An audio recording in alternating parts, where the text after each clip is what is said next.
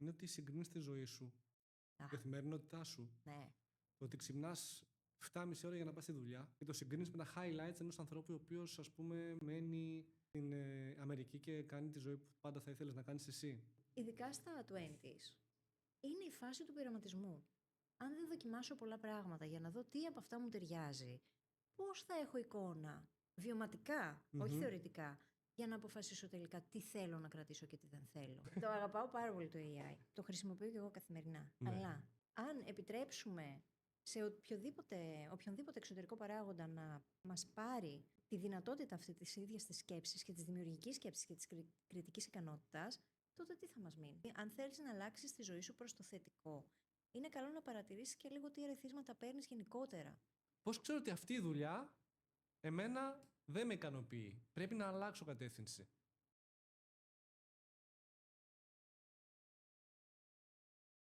Ας το παραδεχτούμε.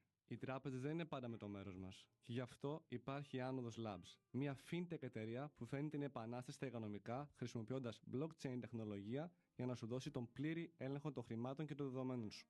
Χωρίς μεσάζοντες, χωρίς περίττες χρεώσεις, γίνε η δική σου τράπεζα. Καλώς ήρθες σε ακόμα ένα Generalist Podcast. Θέμα της σημερινής συζήτησης είναι το πώς μπορείς να βρεις τον σκοπό της ζωής σου, αν τον βρεις τελικά, στα 20s. Ένα βίντεο που θέλω να κάνω πάρα πολύ καιρό, ένα podcast που θέλω να αφήσω πίσω μου μιας και σε 2 μήνες μπαίνω στη νέα δεκαετία της ζωής μου, τα 30s, και θέλω να αφήσω πίσω μου κάτι το οποίο θα σε βοηθήσει να απαντήσεις σε ένα βαθμό ή και αρκετά τα ερωτήματα που βασάνισαν και εμένα αρκετά. Ποιος είμαι, πού ανήκω, πού πηγαίνω? Ερωτήματα τα οποία αποτέλεσαν τη θεματική του quarter life crisis που είχα πριν από 5 χρόνια περίπου, εν μέσω COVID, και κατάφερα εν τέλει να λύσω αυτά τα ερωτήματα ή να τα απαντήσω σε ένα μεγάλο βαθμό εξαιτίας ενός podcast, μπορεί να το ξέρετε, το Brain Hacking Academy. Γι' αυτό λοιπόν σήμερα είναι μαζί μας η Φίλης Γαβριλίδου, η γυναίκα που μπορεί να μην το γνωρίζει, αλλά έμεσα με βοήθησε να απαντήσω κάποια από αυτά τα ερωτήματα. Οπότε ας την καλωσορίσουμε όλοι μαζί. Φίλης, καλώς ήρθες στο Generalist. Καλώς σας βρήκα και ευχαριστώ πάρα πολύ για τα τόσο καλά λόγια. Εννοείται. Αλλά πριν πάμε, ας πούμε, στο κομμάτι του να αναλύσουμε για ποιο λόγο νιώθουμε χαμένοι, γιατί είμαι σίγουρος ότι όλοι νιώθουμε χαμένοι. Και εγώ ακόμη δεν νιώθω έτοιμος να μπω στα 30's, νιώθω ακόμη λίγο χαμένος. Θέλω να μου πεις, μέσα σε 30 δευτερόλεπτα, αν μπορείς, για να σε γνωρίσει και ο κόσμος, ποια είναι η Φίλης, τι θες να πετύχεις, τι κάνεις?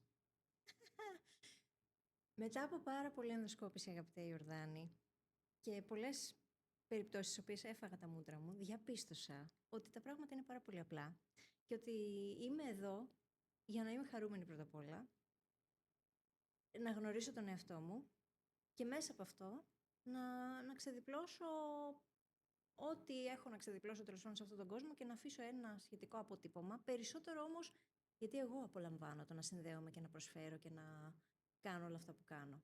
Όχι γιατί θέλω να αφήσω καμιά μεγάλη παρακαταθήκη, δεν ξέρω κι εγώ τι, έτσι, μεγάλη επίβολα πράγματα.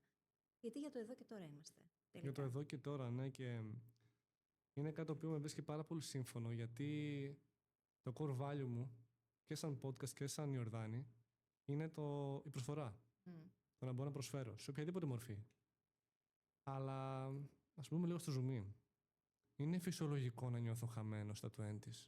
Ποιος δεν νιώθει χαμένος? Θέλω να μου πεις ειλικρινά τώρα, κάποιος που να μην νιώθει χαμένος, δεν έχει σημασία σε ποια ηλικία είναι. Μπορεί να είναι στα 50 του, μπορεί να είναι στα 60, μπορεί να είναι στα 20, δεν έχει καμία σημασία. Νομίζω ότι όλοι νιώθουμε λίγο ή πολύ χαμένοι, απλά δεν το παραδεχόμαστε τόσο συχνά. Ή μπορεί να έχουμε μια λίγο καλύτερη αίσθηση, λίγο καλύτερη πηξίδα, να έχουμε βρει σκοπό ή να βρίσκουμε σκοπό ξανά και ξανά. Αυτό σίγουρα βοηθάει πάρα πολύ.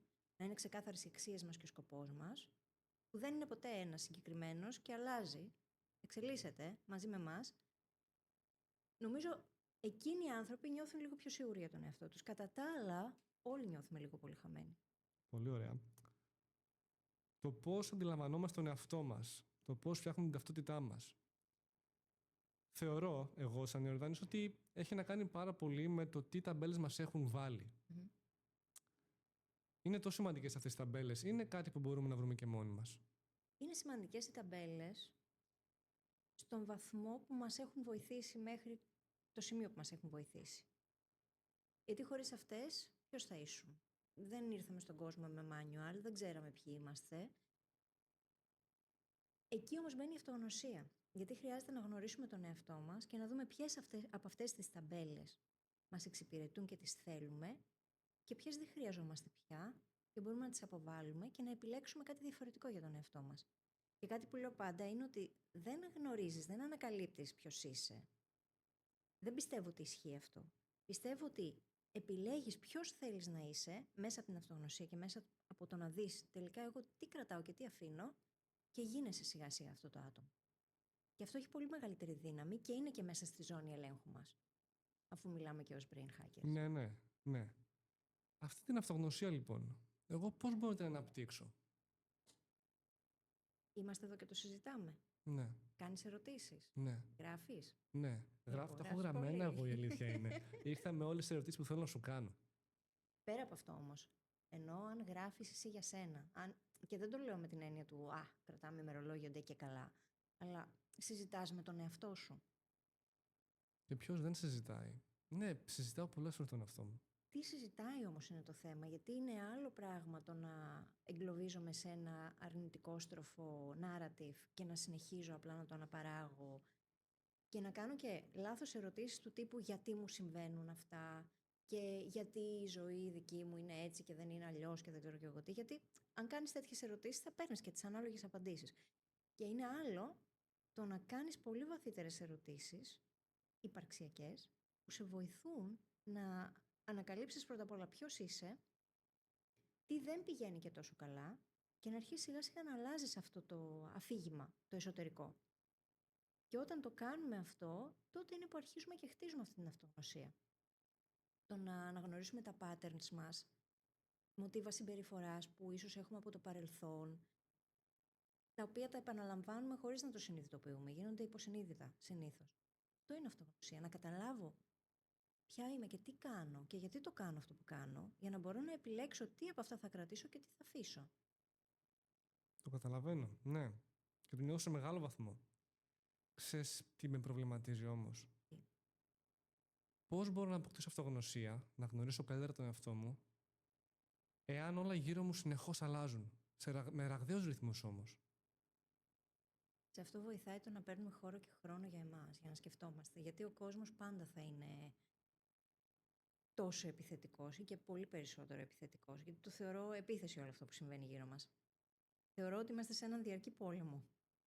Βομβαρδιζόμαστε διαρκώς από ερεθίσματα, τα οποία όχι απλά δεν ελαττώνονται, αυξάνονται εκθετικά από μέρα σε μέρα, εβδομάδα σε εβδομάδα.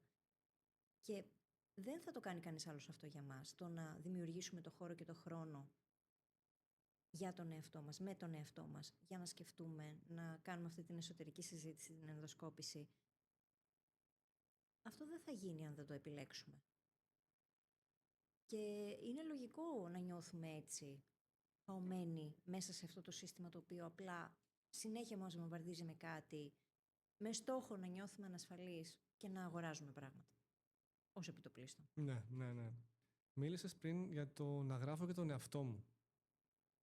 Ας πούμε ότι το παίρνουμε με τη μορφή του journaling, έτσι. Τι είδους journaling μπορώ να κάνω προκειμένου να μπορώ να δω κάποια από τα αποτελέσματα στην καθημερινότητά μου? Μια κατεύθυνση ίσως. Ναι. Καταρχάς το διδάσκω αυτό. Έχω δημιουργήσει course γιατί είμαι fanatic. Έχω προσιλητήσει πολύ κόσμο στο να ξεκινήσει journaling και να το κάνει όμως με σύστημα και μεθοδολογία. Ωραία. Το πιο απλό που μπορούμε να κάνουμε δεν είναι σίγουρα το να καταγράφουμε απλά το πώς πήγε η μέρα μας και τα συναισθήματά μας. Είναι σημαντικό και αυτό, αλλά δεν αρκεί από μόνο του. Γιατί από μόνο του μπορεί να μας εγκλωβίσει το να ξαναγράφουμε συνέχεια τα ίδια πράγματα. Πολύ απλές ερωτήσεις που μπορούμε να εντάξουμε, πολύ βασικές ερωτήσεις, είναι το τι πήγε καλά, τι δεν πήγε καλά, τι μπορώ να κάνω για να το βελτιώσω την επόμενη φορά και τι αφήνω. Ή σε ακόμα πιο βασικό επίπεδο, σε ακόμα πιο basic επίπεδο, αν θέλει κανείς να το κάνει σε εβδομαδιαία βάση, θα μπορούσε κάθε Κυριακή, λέω τώρα, να έχει μια πρακτική στην οποία θα θέτει το ερώτημα: τι έμαθα αυτή την εβδομάδα, ποιο είναι το σημαντικότερο μάθημα αυτής της εβδομάδας, τα 3 σημαντικότερα μαθήματα, και ποιο ένα μικρό πράγμα μπορώ να κάνω λίγο καλύτερα την εβδομάδα που μπαίνει. Δεν θέλει πάρα πολύ υπερανάλυση και σύνθετα πράγματα. Το θέμα είναι εμείς να έχουμε την πρόθεση και να μπαίνουμε στη διαδικασία του να κάνουμε μια σχετική καταγραφή και μια αυτοπαρατήρηση, και όχι μόνο να κάνουμε αυτό, αλλά να περνάμε και σε μια μικρή δράση. Αυτό είναι όλο το παιχνίδι. Δεν θέλει πολλά πράγματα. Αυτό ακριβώς, και για να το πω λίγο στο πρακτικό, εμένα πώς με έχει βοηθήσει το journaling. Αυτό που με έχει βοηθήσει να πετύχω είναι το να μπορώ να κάνω πιο ξεκάθαρη τη σκέψη μου. Δηλαδή, μπορεί να έχεις μέσα σου πάρα πολλές εσωτερικές φωνές, οι οποίες μπορεί να είναι, τώρα πάω λίγο πιο βαθιά, αλλά μπορεί να είναι η οικογένειά σου, μπορεί να είναι οι φίλοι σου, ο αγαπημένος σου περίγυρος, άνθρωποι οι οποίοι σου μιλάνε, σου έχουν μιλήσει στο παρελθόν και σου έχουν δημιουργήσει αυτές τις φωνές μέσα σου. Τις οποίες, ωστόσο, άμα δεν τις βάλεις κάτω να γράψεις ανησυχίες, φόβους, λάθη, σωστά, δυνατότητες, αδυναμίες και τι μπορεί να βελτιώσει φυσικά, δεν θα μπορείς να δώσεις μια κατεύθυνση στην εσωτερική αυτή φωνή. Έτσι με βοήθησε εμένα. Ή όταν θέλω να έχω έμπνευση, ακούω. Είναι ένα podcast, είναι ένα πολύ καλό βιβλίο, και διαβάζω πολλά βιβλία. Διαβάζω συγκεκριμένα βιβλία, τα οποία ξαναγυρνάω σε αυτά 1 και 2 και 3 και 4 φορές. Εγώ το κάνω. Δεν ξέρω πώς σου φαίνεται εσένα αυτό, αλλά δεν έχω, ας πούμε, μια βιβλιοθήκη με 50 βιβλία. Έχω 20 βιβλία και πηγαίνω συνέχεια σε αυτά. Και εγώ το κάνω αυτό, και θα σου πω κιόλας κάτι το οποίο για κάποιον που προέρχεται από το χώρο της προσωπικής ανάπτυξης είναι τελείως. Θα ακουστεί πολύ λάθος, αλλά δεν διαβάζω πολλά βιβλία προσωπικής ανάπτυξης. Γιατί θεωρώ ότι τα περισσότερα από αυτά γράφτηκαν για εμπορικούς λόγους και απλά να παράγουν τα ίδια ξανά και ξανά, τα οποία τα γνωρίζουμε ήδη από τον Αριστοτέλη και τους Στοικούς. Και είναι τα ίδια με διαφορετικό τρόπο γραμμένα. Ναι, ακριβώς. Με εξαίρεση πολύ λίγες με πολύ λίγες εξαιρέσεις, μπορώ να πω. Με πολύ λίγες εξαιρέσεις, και κάποια τα οποία ίσως έχουν νεότερες έρευνες, οι οποίες, είναι αστείο, κάνουν back-up αυτά που ήδη γνωρίζουμε. Δηλαδή, στην ουσία αποδεικνύουν πράγματα τα οποία είναι ήδη γνωστά. Ναι. Απλά τα ξέρουμε πλέον και ερευνητικά. Δεν είναι το θέμα να διαβάζεις πολλά βιβλία. Το θέμα είναι να κάνεις, να παίρνεις ένα μικρό πράγμα. Αυτό έλεγα πάντα, και από την εποχή του Brain Hacking Academy το λέγαμε. Πάρε ένα μικρό πράγμα από κάτι που διάβασες, το οποίο σου μίλησε, και μετέτρεψε το σε δράση. Αντί να διαβάζεις 10 βιβλία, διάλεξε ένα πράγμα από αυτό το βιβλίο, και όπου βιβλίο βάλε podcast, βάλε κάτι στο YouTube, Ένα άρθρο.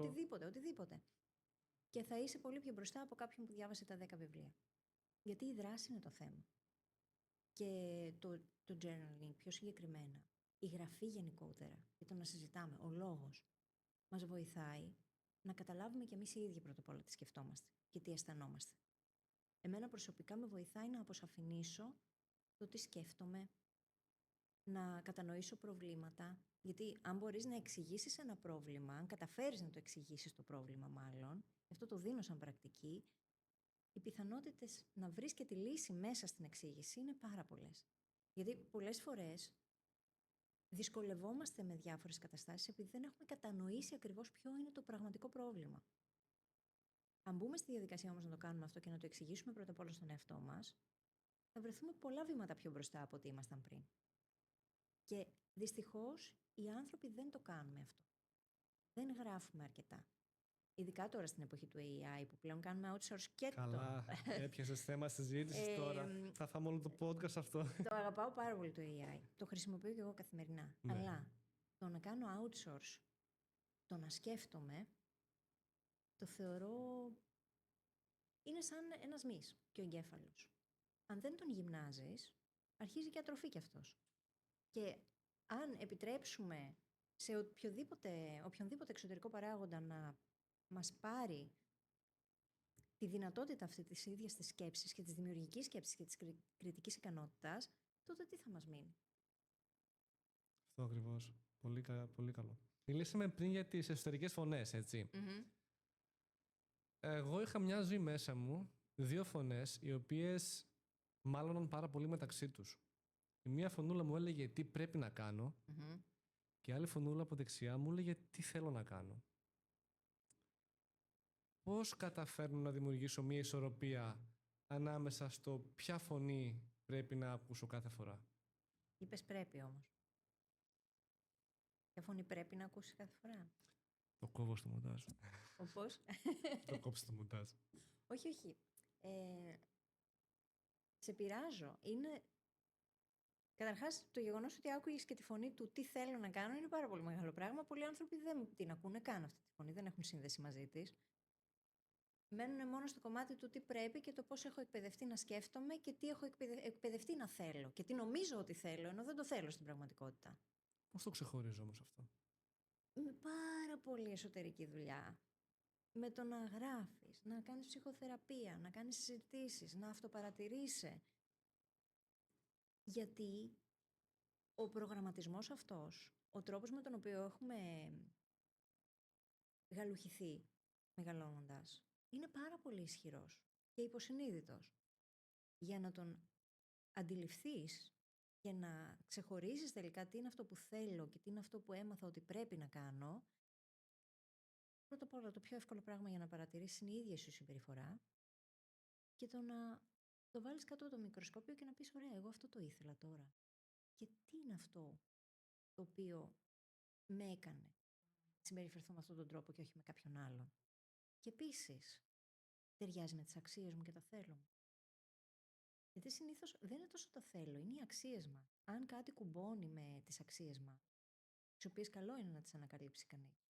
Πώς μπορούμε να το κάνουμε αυτό όμως? Πάνω κάτω είναι τα πράγματα τα οποία μας μιλούν, μας ενεργοποιούν, μας κάνουν να νιώθουμε πολύ ζωντανοί και βιώνουμε ανακούφιση όταν τα συναντάμε. Δεν είναι τίποτα σύνθετο, έτσι. Ανέφερες πριν την προσφορά και για μένα είναι πάρα πολύ σημαντική. Και για μένα επίσης είναι πολύ σημαντική η αξία της επικοινωνίας και η σύνδεση. Όταν συνδέομαι με ανθρώπους και επικοινωνώ και κάνω συζητήσεις καλή ώρα όπως η δική μας, γεμίζουν οι μπαταρίες μου. Αυτό από μόνο του μου λέει εμένα πολύ βασική αξία για μένα, γιατί με κάνει χαρούμενη. Ή με γεμίζει, μπορεί να μην με κάνει χαρούμενη απαραίτητα, αλλά νιώθω γεμάτη. Νομίζω ότι πολλά πράγματα τα κάνουμε πιο σύνθετα από ό,τι χρειάζεται να είναι. Και τελικά, αν μπούμε σε αυτή τη διαδικασία λίγο να παρατηρούμε τον εαυτό μας και να βλέπουμε πώς αισθάνομαι εγώ στη χή κατάσταση με τον τάδε άνθρωπο, με κάνει να νιώθω αναζωογονημένη ή νιώθω ότι με εξεζουμίζει. Αυτά όλα είναι ενδείξεις και σημάδια και χρειάζεται να τα παρατηρούμε και να τα λαμβάνουμε υπόψη, γιατί τελικά το πιο σημαντικό πράγμα είναι να μάθουμε να ακούμε τον ίδιο μας τον εαυτό. Και τι είναι ο ίδιος μας ο εαυτός? Είναι τα συναισθήματα και οι σκέψεις μας. Αυτό Και οι ακριβώς. ανάγκες μας. Και ανάγκες μας. Και αυτό ύστερα απαιτεί και απαιτεί μία διαδικασία αυτοκριτικής, έτσι. Αλλά πολλές φορές η αυτοκριτική δεν είναι και τόσο δημιουργική. Ξέρω αν είναι η αυτοκριτική η σωστή λέξη.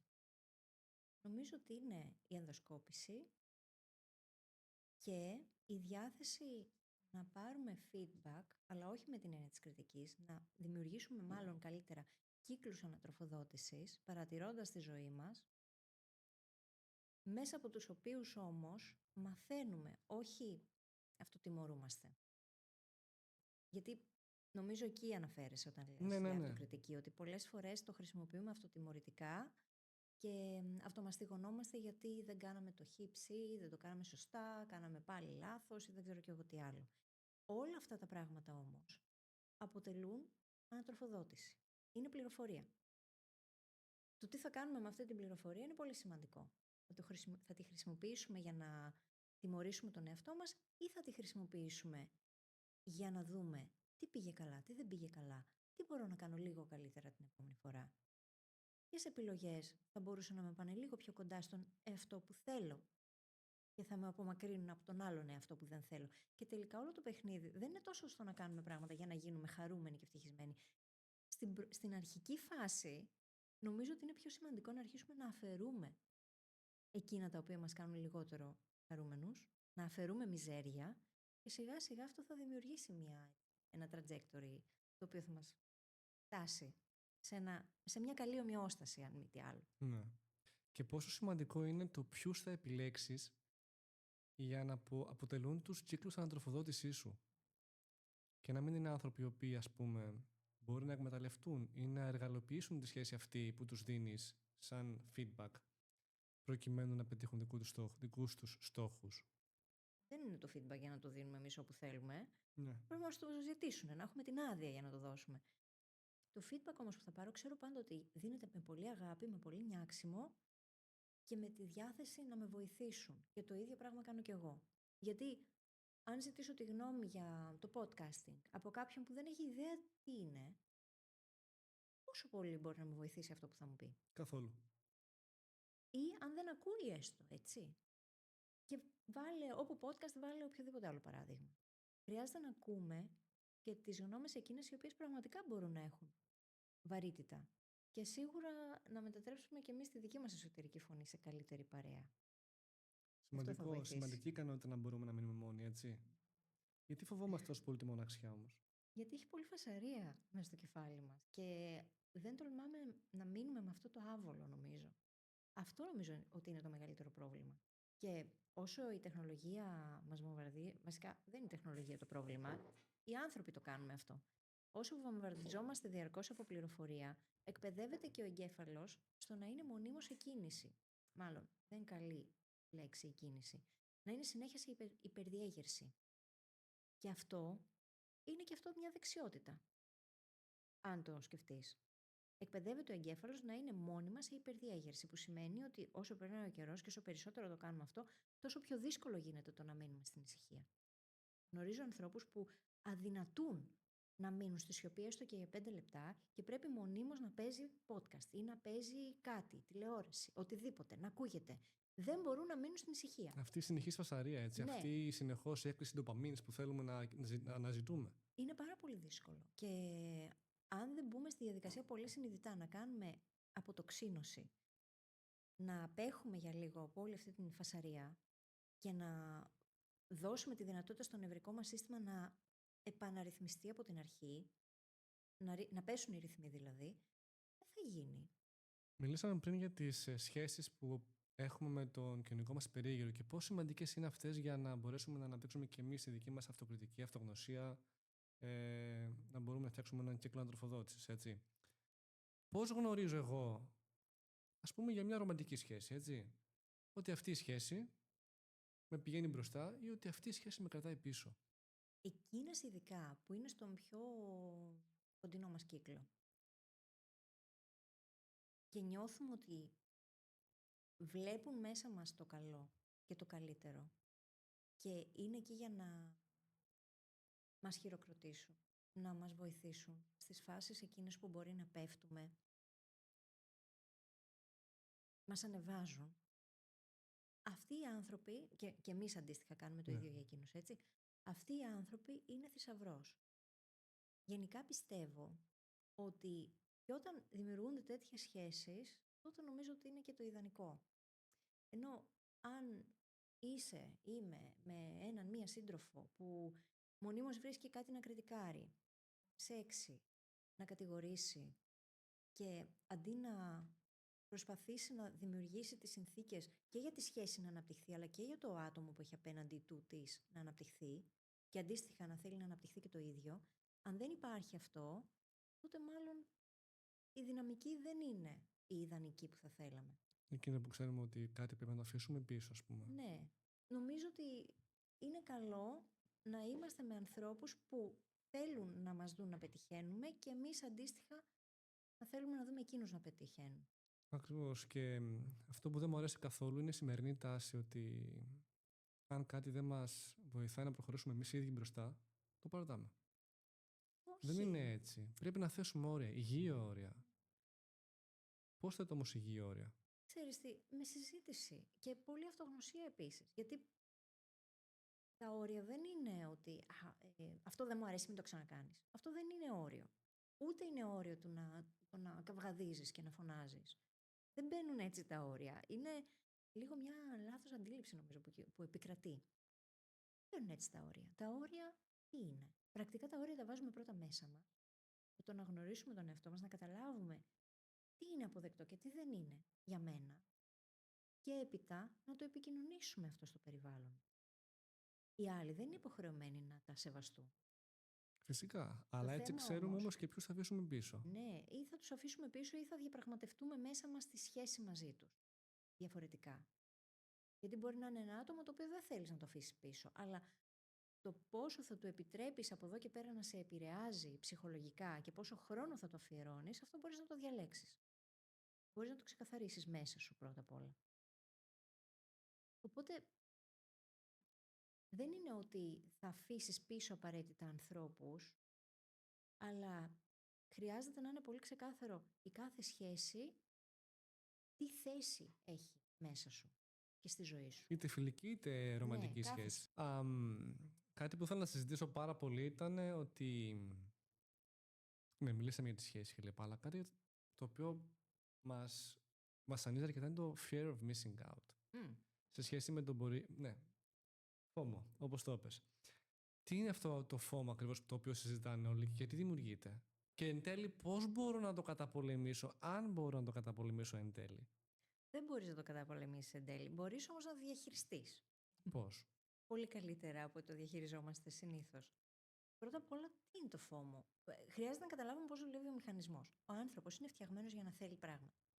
Και επίσης δεν θέλει να χάνει ευκαιρίες. Όσοι δεν θέλουν να εμβαθύνουν σε αυτό το θέμα, μπορούν να ακούσουν Brain Hacking Academy. Έχουμε, νομίζω, ή επεισόδιο 29-30 ή 30-31 πρέπει να είναι. Δεν θυμάμαι. Ψάξτε. Η πρώτη φορά που μιλήσαμε γι' αυτό, ψάξτε το. Το θυμάμαι γι' αυτό και το βάλα στη συζήτηση, για να το συζητήσουμε και μαζί. Οπότε νομίζω ότι χρειάζεται να αρχίσουμε να το σκεφτόμαστε λίγο διαφορετικά.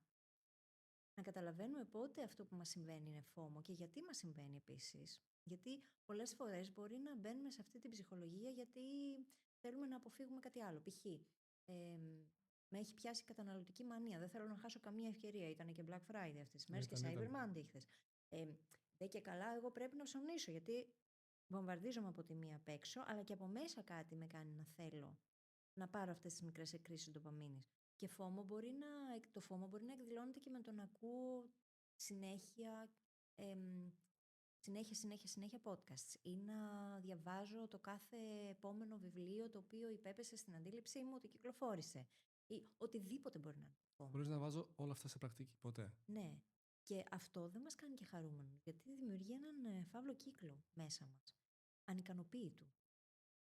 Αν καταλάβουμε όμως ότι αυτό το ανικανοποίητο είναι κομμάτι της φύσης μας και ότι τα trade-offs που θα κάνουμε, οι διαπραγματεύσεις και τα πράγματα που θα αφήσουμε πίσω είναι εκείνα που θα μας δημιουργήσουν αυτή την αίσθηση ικανοποίησης που ψάχνουμε, θα είναι πιο εύκολο να κάνουμε, για παράδειγμα, αντί για το FOMO, το JOMO στάση ζωής, που είναι το joy of missing out, η χαρά του να χάνω ευκαιρίες.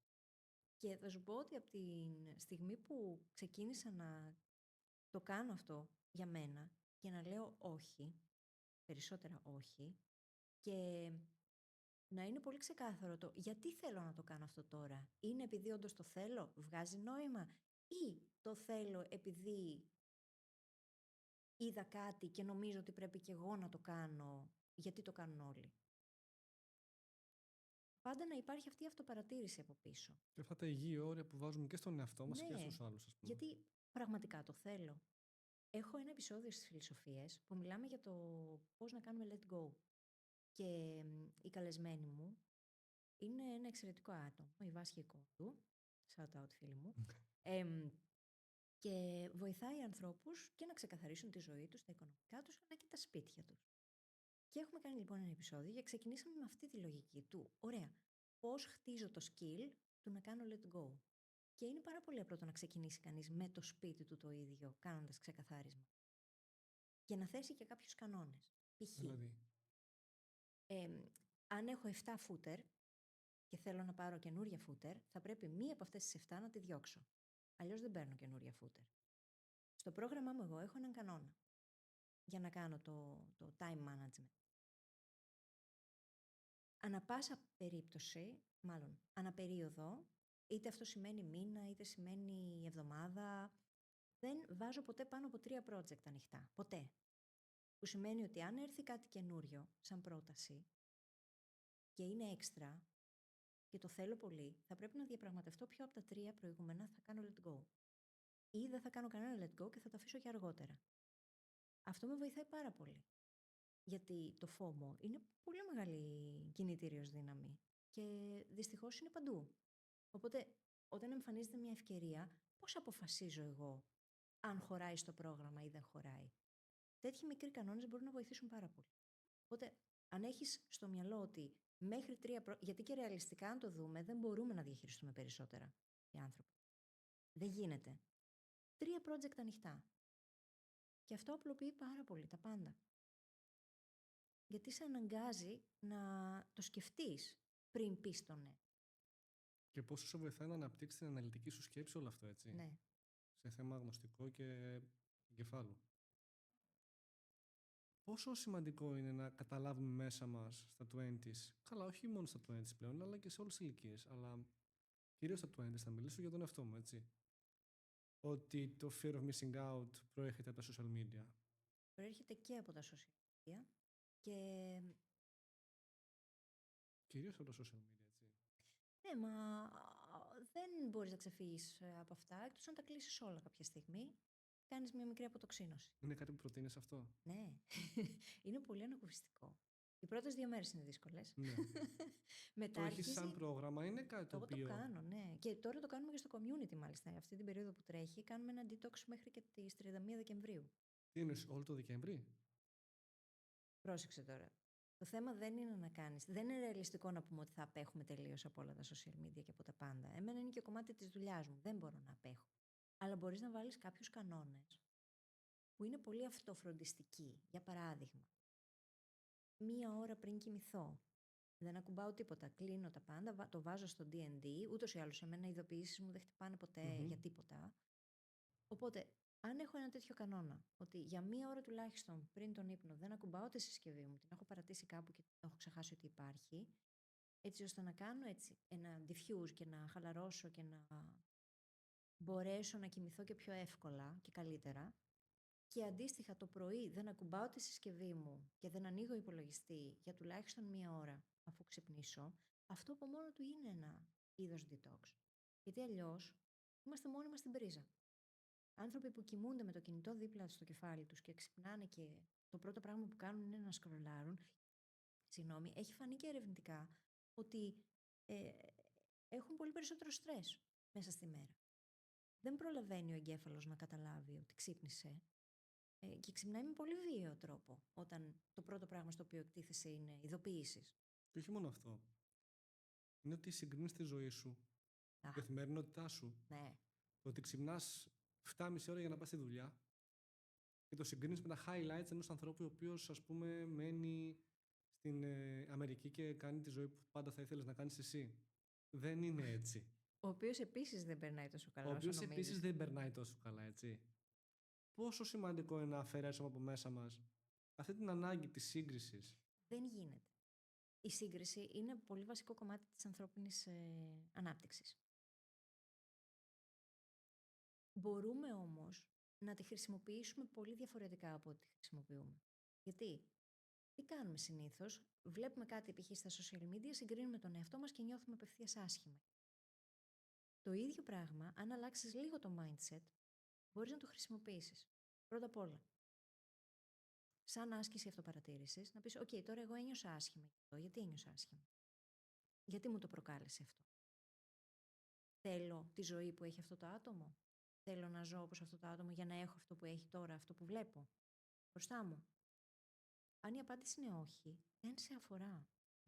Από την άλλη, αν πρόκειται για ένα άτομο το οποίο το θεωρείς πρότυπο, η σύγκριση μαζί του μπορεί να έχει θετικό αντίκτυπο στη ζωή σου. Γιατί μπορεί να πεις ότι ξέρεις τι, το γουστάρω πολύ αυτό που κάνει ο Ιορδάνης, ρε παιδί. Μ' αρέσει πάρα πολύ, το θέλω κι εγώ και μου δίνει κίνητρο το ότι το βλέπω μπροστά μου να γίνεται, γιατί αυτό μου λέει ότι κι εγώ μπορώ να το καταφέρω. Ναι. Οπότε τι μπορώ να κάνω για να ξεκινήσω να πλησιάζω λίγο περισσότερο?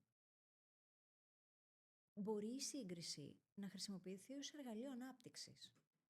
Δεν είναι ότι θα καταφέρουμε ποτέ να την αποβάλουμε. Αυτό δεν είναι ρεαλιστικό. Δεν δουλεύει έτσι η ανθρώπινη ψυχολογία. Γιατί είμαστε κοινωνικά ζώα. Πολλές φορές σκεφτεί η σύγκριση οδηγεί σε γνωστικά σφάλματα, έτσι. Ναι, εννοείται. Και αυτά τα γνωστικά σφάλματα, ας πούμε, πόσο σημαντικό είναι να τα ερευνήσουμε σε βάθος και για ποιο λόγο καταλήγουμε σε αυτά τα γνωστικά συμπεράσματα, γνωστικά σφάλματα, να με ακριβείς, με έναν σύμβολο ψυχικής υγείας, ας πούμε.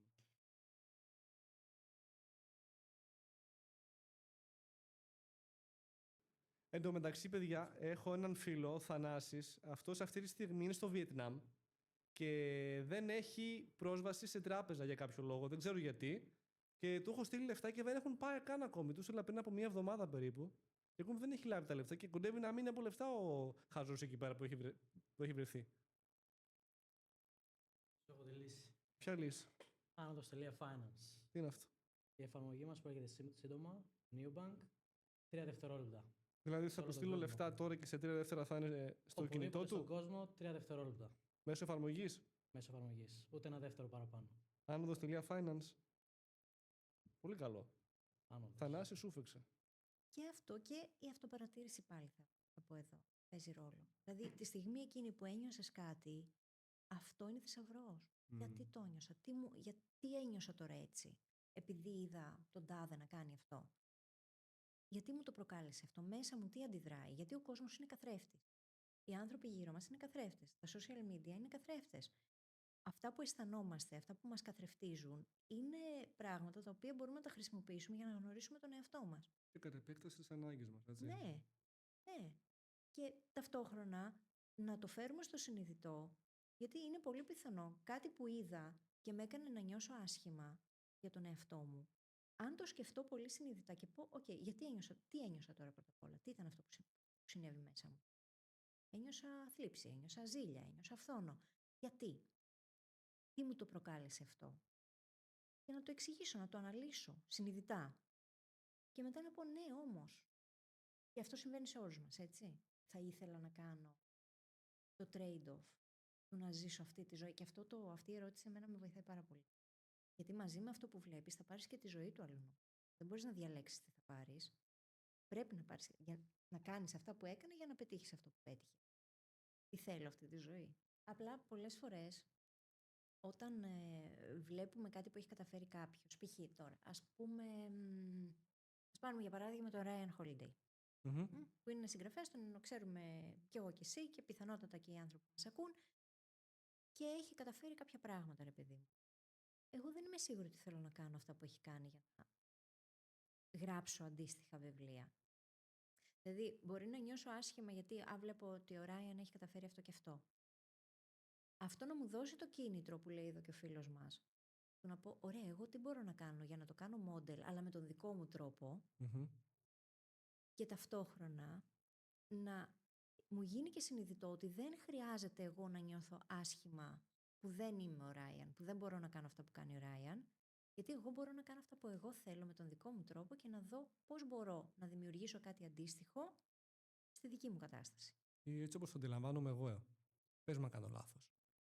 Να μετατοπίσουμε την ευθύνη του να γινόμαστε καλύτεροι από το να συγκρίνουμε τον εαυτό μας με άλλους, στο να συγκρίνουμε τον εαυτό μας με το που βρισκόμασταν εχθές. Ναι. Και εδώ είναι αυτό που λες εσύ, το journaling. Άμα δεν κάνω μια αυτοπαρατήρηση καθημερινή, δεν θα ξέρω αν είμαι καλύτερος από πέρσι ή από πριν από 2 μήνες ή από την προηγούμενη εβδομάδα ή έστω από χθες. Οπότε θεωρώ ότι το journaling είναι το νούμερο 1 εργαλείο για τα 20s γενικά. Όχι μόνο για τα 20s, και τα 30s που είναι τα νέα 20s. Το tracking είναι, η καταγραφή. Γιατί χωρίς δεδομένα, πώς μπορείς να είσαι ό,τι σίγουρος μετριέται βελτιώνεται, έτσι. Ναι, ό,τι καταγράφεται μπορεί να παρατηρηθεί και να βελτιωθεί. Ο νόμος του Πίρσον. Πώς μπορείς να βελτιώσεις κάτι αν δεν έχεις δεδομένα. Και δεν το λέω με κάποια ψυχαναγκαστική διάθεση από πίσω. Αλλά πώς θα ξέρω πώς ήταν η ζωή μου πριν 1 χρόνο αν δεν έχω data. Για να συγκρίνω και να δω, ωραία, τι δεν πήγε καλά. Τι μπορώ να κάνω τώρα καλύτερα. Και εννοείται ότι είναι ιδανικό, που βέβαια δεν το κάνουμε στο 100%, δεν γίνεται, το να συγκρίνουμε τη σημερινή μας εκδοχή με κάποια παλιότερη εκδοχή μας.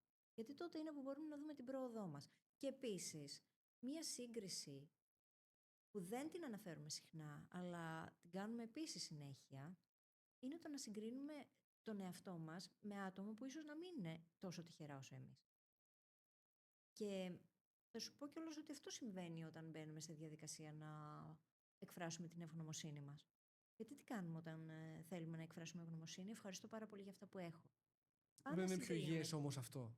Δεν ξέρω. Είναι όλα εξίσου υγιή, γιατί αν δεν ήταν, δεν θα ήταν στη φύση μας. Το θέμα είναι εμείς πώς αυτοπαρατηρούμαστε και πώς τα αξιοποιούμε. Πώς τα διαχειριζόμαστε. Δεν πιστεύω ότι οτιδήποτε κάνουμε ή τρόποι που σκεφτόμαστε είναι απαραίτητα καλοί ή κακοί. Πιστεύω ότι απλά πολλές φορές δεν έχουμε τα κατάλληλα εργαλεία και mental models για να τα διαχειριζόμαστε με έναν τρόπο ωφέλιμο. Γιατί μπορεί κάποιος να νιώσει φθόνο και να μπει σε πολύ αυτοκαταστροφική διάθεση και συμπεριφορά και κάποιος άλλος να αισθανθεί τον φθόνο και να βρει το motivation που λέει και ο φίλος μας. Και μέσα από αυτό δεν είναι φθόνος ακριβώς, καταλαβαίνω την λογική ότι μου δίνει κίνητρο, αλλά μέσα από αυτό εγώ πήρα ένα boost και είπα ναι, βλέπω τον φίλο μου που γυμνάζεται και έχει χτίσει σώμα, θα το κάνω κι εγώ. Και αυτό με κινητοποιεί. Γιατί το είδα, το ζήλεψα λιγάκι και το θέλω και για μένα. Είναι καλό αυτό, δεν είναι κακό πράγμα. Δεν είναι απαραίτητα κακά τα συναισθήματα. Είναι αυτό που είναι. Το τι κάνουμε μαζί τους είναι το θέμα. Νομίζω ότι ο φθόνος κρύβει μέσα του και την αρνητική χρειά ότι αυτό που άλλος πέτυχε δεν θέλω να το πετύχει ή θέλω να γκρεμιστεί ο δικός του πυρός προκειμένου να νιώσω εγώ καλύτερα. Ναι, αλλά ο φθόνος δεν είναι και θαυμασμός ταυτόχρονα αν το πάρεις από την άλλη του πλευρά. Όχι. Άλλο θαυμασμός και άλλο φθόνος. Ναι, καταλαβαίνω τι λες. Εννοώ ότι αυτό που βλέπεις μπορείς κάλλιστα είτε να το φθονήσεις γιατί σκέφτεσαι ότι εγώ δεν μπορώ να το καταφέρω, οπότε θέλω να καταστραφεί και ο άλλος, ή μπορώ απ' την άλλη να νιώσω πρακτικά το ίδιο συναίσθημα από τη θετική του πλευρά και να είναι θαυμασμός και να πω ότι μπράβο που το καταφέρνει αυτό και εγώ θέλω να το κάνω, θα βρω τον τρόπο. Είναι πάνω κάτω οι δύο όψεις ενός νομίσματος. Έτσι. Γιατί το ίδιο είναι η ίδια κατάσταση, άλλη διαχείριση από την πλευρά του ατόμου. Στην ουσία. Το ίδιο δεν συμβαίνει με όλα όμως. Ναι. Με όλα. Τα περισσότερα πράγματα. Σχεδόν με όλα. Μιλήσαμε για τις φιλίες, επειδή μου έχει έρθει τώρα στο μυαλό. Αλλά δεν μιλήσαμε για το εξής, το οποίο απασχολεί επίσης πολύ κόσμο στα 20's. Εντάξει, ρε Ιορδάνη, εντάξει, ρε φίλης. Έχω αφήσει πίσω μου ανθρώπους οι οποίοι με κρατάνε σταθερό και στάσιμο και δεν μπορώ να προχωρήσω στη ζωή μου εξαιτίας τους. Πώς μπορώ να φτιάξω έναν κύκλο τον οποίο θα εμπιστεύομαι? Πώς μπορώ να ανακαλύψω τους ανθρώπους αυτούς? Δεν νιώθω άνετα να βγω εκεί έξω. Είμαι introvert πολύ. Πώς θα γίνει, βρε πουλάκι μου? Κάποια στιγμή θα πρέπει να βγεις και στον κόσμο. Πώς αλλιώς θα γνωρίσεις ανθρώπους? Και γενικά να κάνεις πράγματα τα οποία νιώθεις άβολα να τα κάνεις. Ξέρεις τι όμως? Δεν ξέρω, μου φαίνεται λίγο... Από την εποχή του COVID και μετά, παρατηρούσα στον εαυτό μου να είμαι πολύ πιο εσωστρεφής από ό,τι ήμουνα πριν. Να μου έχουν γίνει πιο δύσκολα κάποια πράγματα, ενώ γενικά από τη φύση μου είμαι κοινωνικός άνθρωπος. Είμαι αντικοινωνική. Ναι, οκ. Τι σημαίνει αυτό? Αυτό σημαίνει ότι είναι φάσεις που θέλω πάρα πολύ, μου αρέσει, περνάω πάρα πολύ καλά, και άλλες φάσεις που θέλω να είμαι μόνη μου, παιδί μου, και το απολαμβάνω. Και τα δύο, τα απολαμβάνω εξίσου. Οπότε είμαι και extrovert και introvert. Αυτό υπάρχει σαν κατηγορία. Γιατί είναι φάσμα αυτά τα δύο. Αν όμως εκμεταλλευτούμε και τις δύο καταστάσεις αυτές. Μπορούμε άνετα να το κάνουμε. Ξέρεις τι, πιστεύω ότι είναι πάρα πολύ σημαντικό καταρχάς να χτίσουμε το skill του να βγαίνουμε εκεί έξω. Πάντα θα είναι άβολο.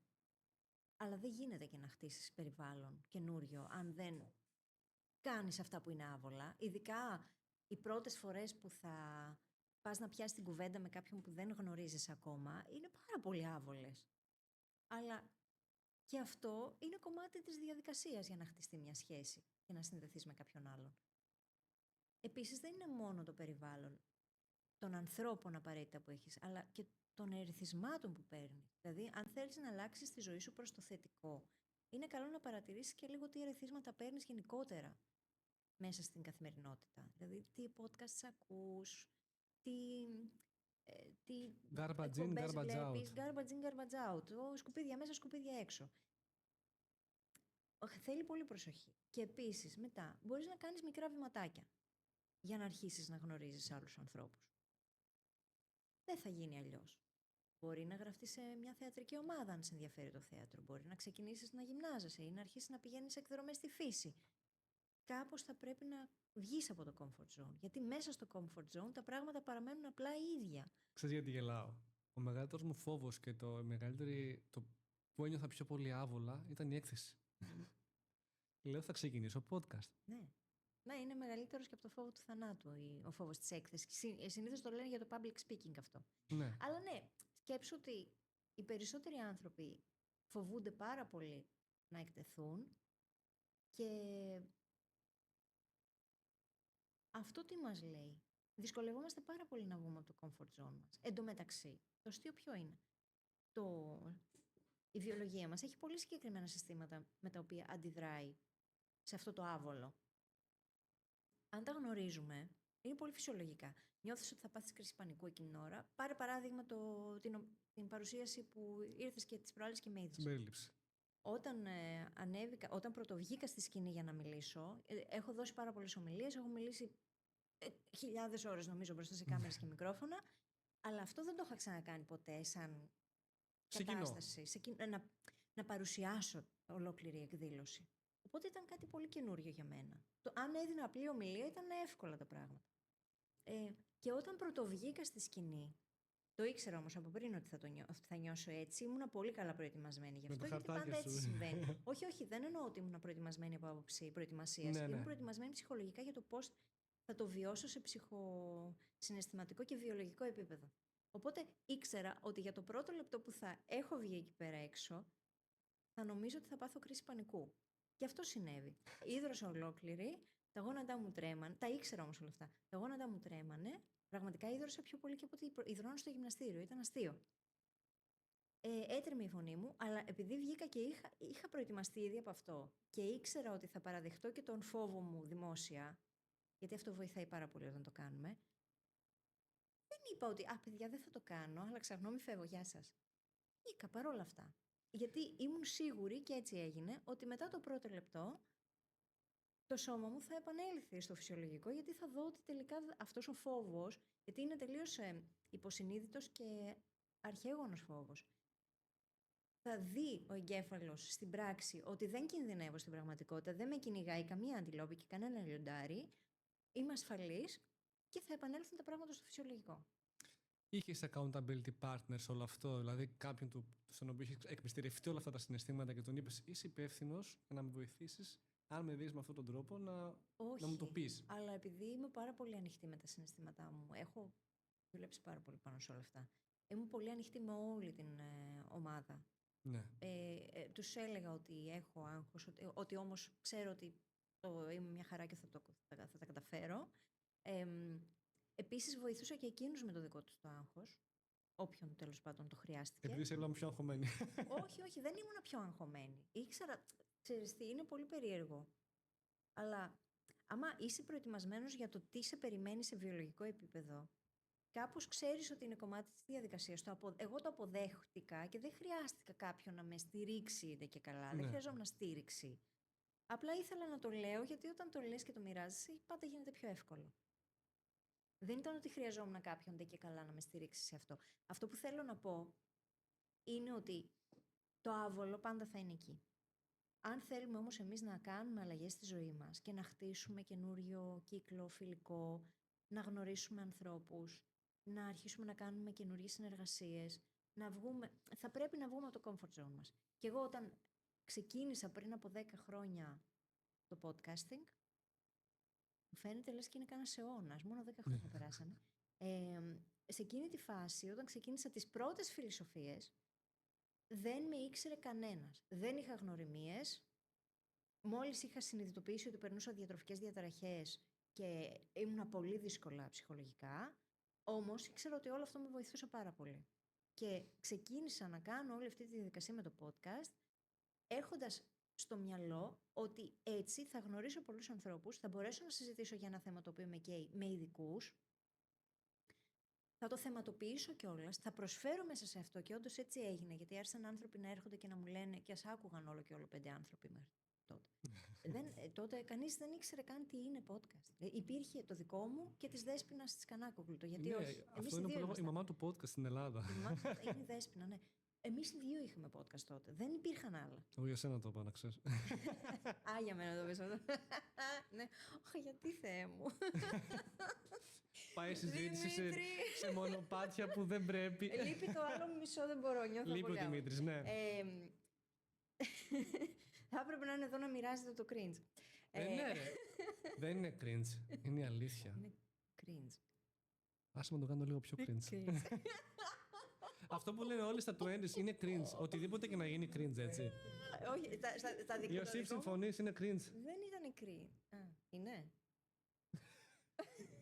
Η σιωπή του προς απάντησή μας. Ναι. Αυτό το ήθος του Gen Z, το κλασικό. Είναι το Gen Z, ναι.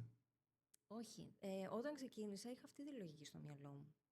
Και χρειάστηκε να βγω πάρα πολύ από το comfort zone μου. Δηλαδή δεν γινόταν αλλιώς. Αλλά πώς περιμένεις να αλλάξουν τα πράγματα, άμα δεν τολμήσεις και λίγο? Δεν λέω να βγεις στρατόσφαιρα. Ένα μικρό βήμα. Μμμ. Και μετά άλλο ένα μικρό βήμα. Και μετά ξανά πίσω. Και μετά ξανά 2 βήματα έξω. Σιγά σιγά γίνεται αυτό. Δεν αλλάζει η προσωπικότητα Έτσι είναι. από τη μια στιγμή στην άλλη. Δεν γίναμε αυτοί που είμαστε μέσα σε μια στιγμή, ούτε θα γίνουμε αυτό που θέλουμε μέσα σε μια στιγμή. Θέλω να συζητήσουμε κάτι. Θέλω να συζητήσουμε το πώς μπορούμε, επειδή μίλησε για το άβολο, έτσι, πόσο σημαντικό είναι στα 20s και σε όλες τις ηλικίες γενικά, αλλά πιο πολύ στα 20s, να καταλάβουμε πότε μια καριέρα δεν είναι για εμάς. Πώς ξέρω ότι αυτή η δουλειά εμένα δεν με ικανοποιεί. Πρέπει να αλλάξω κατεύθυνση. Αρχικά δεν με ικανοποιεί η δουλειά μου. Είναι πάρα πολύ απλό. Κοίτα, από προσωπική εμπειρία θα σου πω ότι ξυπνάς το πρωί, δεν θες βασικά να ξυπνήσεις, να σηκωθείς για να πας στη δουλειά, γυρνάς στο σπίτι ενδεχομένως με κλάματα, τα έχω κάνει όλα αυτά. Όταν είσαι στη δουλειά, νιώθεις πάρα πολύ άβολα και μπορεί μάλιστα να νιώθεις ότι υπάρχει και εχθρικό περιβάλλον γύρω σου. Δεν απολαμβάνεις την εργασιακή σου καθημερινότητα και γενικά νιώθεις χάλια όλη μέρα. Αυτό είναι το πιο ακραίο σενάριο. Δεν σου δίνει σκοπό, δεν νιώθεις ότι υπάρχει κάτι, δεν νιώθεις ότι αναπτύσσεσαι, ρε παιδί μου, μέσα σε αυτήν. Νομίζω αυτό είναι ίσως και το πιο light, η πιο light εκδοχή του δεν είναι για μένα. Διότι το να νιώθεις ότι απλά σηκώνεσαι, πηγαίνεις, κάνεις κάτι και γυρίζεις πίσω χωρίς αυτό να σου δίνει εσένα τίποτα, πράγμα το οποίο είναι πολύ βασικό για την εσωτερική μας κινητοποίηση, το να νιώθουμε ότι η εργασία μας, αυτό που έχουμε επιλέξει να κάνουμε, μας εξελίσσει με κάποιον τρόπο. Μαθαίνουμε πράγματα καινούρια, χτίζουμε δεξιότητες, ανακαλύπτουμε πράγματα για τον εαυτό μας. Αν όλα αυτά δεν μας τα παρέχει, πιθανότατα χρειαζόμαστε κάτι άλλο. Και μπορεί να νιώθουμε και ένα εσωτερικό κενό, ότι κάτι δεν καλύπτεται μέσα μας από τα επαγγελματικά μας. Να σε πάω σε αυτό κάτι άλλο τώρα. Είμαι ένας άνθρωπος, το λέει και το όνομα του podcast, generalist. Γυρνάω εκεί έξω και βλέπω πολλά πράγματα που με ενδιαφέρουν. Ή υπάρχουν και αυτοί που βλέπουν έξω και δεν τους ενδιαφέρει τίποτα. Πώς πρέπει και οι μεν και οι δε να κατατοπιστούν σε αυτό το περιβάλλον? Οι μεν που δεν τους αρέσει τίποτα και οι δε που τους αρέσουν όλα, σχεδόν. Δεν ξέρω αν δεν τους αρέσει τίποτα.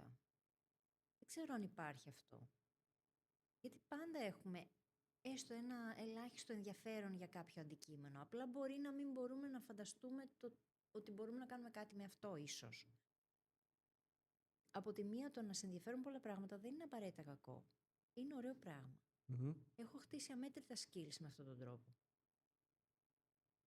Απλά χρειάζεται από ένα σημείο και μετά να επιλέξεις ποια σου ταιριάζουν καλύτερα και να εμβαθύνεις λίγο παραπάνω. Ναι. Και επίσης, ειδικά στα 20s, είναι η φάση του πειραματισμού. Αν δεν δοκιμάσω πολλά πράγματα για να δω τι από αυτά μου ταιριάζει, πώς θα έχω εικόνα, βιωματικά, όχι θεωρητικά, για να αποφασίσω τελικά τι θέλω να κρατήσω και τι δεν θέλω. Και δεν πιστεύω ότι τα 20s είναι η περίοδος που θα πάρουμε τις πιο σημαντικές μας αποφάσεις. Πιστεύω ότι οποιαδήποτε φάση της ζωής μας είναι κατάλληλη για να πάρουμε σημαντικές αποφάσεις. Αν είχα μείνει στις αποφάσεις που πήρα στα 20s μου, θα ήμουν κάπου πολύ διαφορετικά αυτή τη στιγμή. Μπορεί να δίδασκα κάπου σε ένα δημόσιο σχολείο, ίσως, ή σε κάποιο ιδιωτικό, και σίγουρα δεν θα έκανα τίποτα από όλα όσα κάνω τώρα. Γιατί οι πιο σημαντικές μου αποφάσεις πάρθηκαν στα 30s. Νομίζω ότι δεν αυτό το στερεοτυπικό, ότι πρέπει να γίνεις αυτή την ηλικία και ότι έτσι είναι και ότι μέχρι εκεί πρέπει να έχεις αποφασίσει, νομίζω ότι είναι όλο λάθος. Είναι και η σύγκριση. Είναι κοινωνικό κατασκεύασμα. Μπορεί ανα πάσα στιγμή να βρεις κάτι το οποίο πραγματικά να μιλάει στην ψυχούλα σου και να θες να αλλάξεις τη ζωή σου και να το κυνηγήσεις και να είναι στα 40 αυτό. Για μένα είναι απολύτως legit και αυτό. Είναι απολύτως αποδεκτό. Ποιος είπε ότι στα 20 πρέπει να έχουμε πάρει όλες μας τις αποφάσεις και να έχουμε κατασταλάξει στα πάντα? Τα 20 είναι για πειραματισμό, δεν είναι για να πάρεις τις τεράστιες αποφάσεις ζωής. Απλά είναι όλο αυτό το Παρόλο που όλοι σου λένε έτσι. τι πρέπει να κάνεις εν τέλει. Ναι, γιατί κανείς δεν ξέρει τελικά τι πρέπει να κάνει, οπότε προτιμάει να πει σε σένα τι να κάνεις.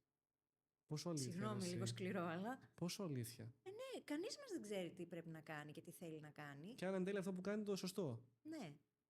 Μας είναι πάρα πολύ εύκολο να λέμε στους άλλους τι να κάνουν. Τη στιγμή που ήδη δεν ξέρουμε καλά-καλά. Πόσο υποκριτικό όμως. Είναι. Και με θυμώνει αυτό το πράγμα, γιατί κανείς δεν μπορεί να ξέρει καλύτερα από σένα. Αλλά και εσύ για να το βρεις, χρειάζεται να πειραματιστείς με πολλά πράγματα. Να μάθεις, να απορρίψεις, να κρατήσεις, να χτίσεις δεξιότητες, να συνδυάσεις δεξιότητες. Αυτό είναι και το generalism. Και κάπου εκεί θα βρεις το δικό σου σημείο τομής, όπου όλα με ένα μαγικό τρόπο συνδέονται, κουμπώνουν και σε βοηθούν να δεις λίγο και το μεγαλύτερο όραμα, το μεγαλύτερο puzzle. Να ενωθούν μάλλον τα κομμάτια του puzzle και να σου δείξουν μια πιο συνολική εικόνα του πού θέλεις να πας. Απλά αυτό είναι δύσκολο στην εποχή που ζούμε και στην κοινωνία που ζούμε, γιατί σου λένε ότι πρέπει να τα έχεις όλα σε κουτάκια. Μπράβο. Να είναι όλα απαντημένα. Ένα checklist. Ναι, σε ένα checklist, το οποίο checklist τελικά κανέναν δεν κάνει ευτυχισμένο. Έχω γνωστούς και φίλους που έχουν κάνει τικ όλα τα κουτάκια και δυστύχησαν και αναγκάστηκαν να αλλάξουν τη ζωή τους από το μηδέν, ξανά. Και τελικά, εκείνο το ένα πράγμα το οποίο πραγματικά μας βοηθάει να βρίσκουμε την αυτοεκπλήρωση είναι το να είμαστε παρόντες με τον εαυτό μας. Να γνωρίζουμε τον εαυτό μας, να αυτοπαρατηρούμαστε και να παίρνουμε τις αποφάσεις μας για το εδώ και τώρα μας. Όχι για κάποια παλιά μας εκδοχή που αποφάσισε να σπουδάσει αυτό, άρα πρέπει να κάνω αυτό, ούτε για κάποια μελλοντική. Στο εδώ και τώρα, με τα δεδομένα που έχω τώρα, ποιο είναι το καλύτερο πράγμα για μένα? Αυτό όμως θέλει θάρρος. Θέλει πολύ θάρρος. Αν μπορούμε να δώσουμε ένα μήνυμα, για να κλείσουμε τη συζήτησή μας με έναν όμορφο τρόπο. Αν μπορούμε να δώσουμε ένα μήνυμα σε όλους εκείνους τους 20άχρονους που μας βλέπουν αυτή τη στιγμή, 25άριδες, 26άριδες, 30άριδες μπορεί, τι μήνυμα θα τους έδινες? Είναι οκ, παιδιά. Είναι οκ να νιώθουμε χαμένοι. Και βάζω και τον εαυτό μου μέσα. Είναι οκ. Το γεγονός ότι δεν το αποδεχόμαστε, το ότι είναι οκ, το κάνει δύσκολο. Γιατί αν το αποδεχτείς και το αγκαλιάσεις, μπορείς να μείνεις με αυτό το άβολο και να μάθεις από αυτό. Και θα μάθεις σίγουρα πολύ περισσότερα και θα προχωρήσεις πολύ περισσότερο από το να προσπαθείς να αντισταθείς σε αυτό που είναι πολύ φυσιολογικό. Είναι οκ. Φίλοι, σε ευχαριστώ πάρα πολύ. Εγώ ευχαριστώ. Να το κάνω. Είναι το κλασικό του. Κάτω.